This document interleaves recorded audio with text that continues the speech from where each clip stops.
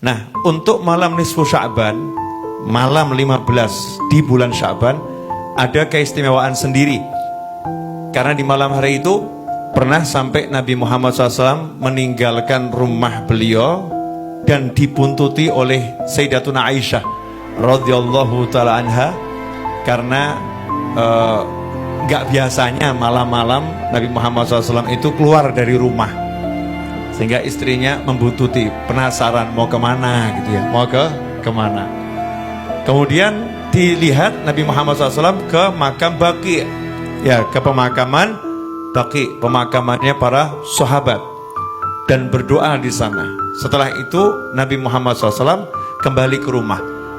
Sayyidatuna Aisyah radhiyallahu anha karena gak pengen ketahuan sama Nabi Muhammad SAW, cepet-cepet ya ke rumah duluan, terus sampai rumah tidur selimutan.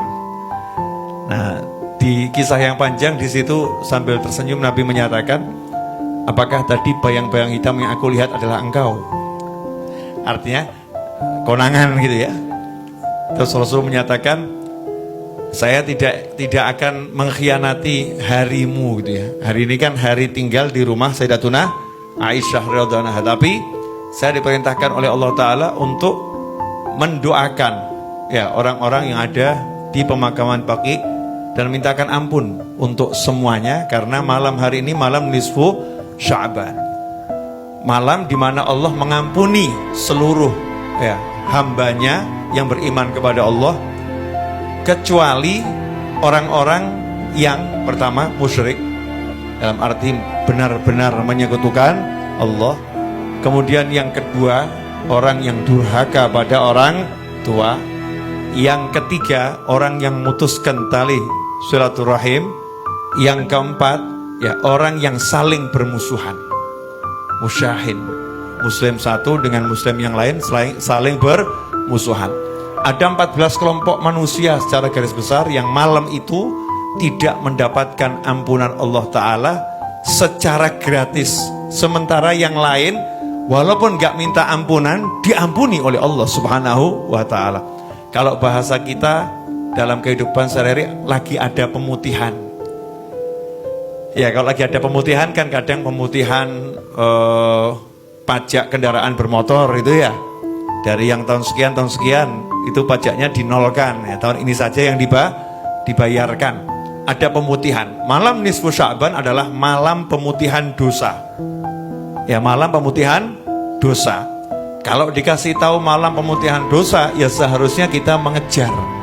Ya, mengejar malam itu, memperhatikan malam itu, memuliakan malam itu, agar kita tercatat betul-betul sebagai orang yang mendapatkan ampunan ya Allah Subhanahu wa Ta'ala.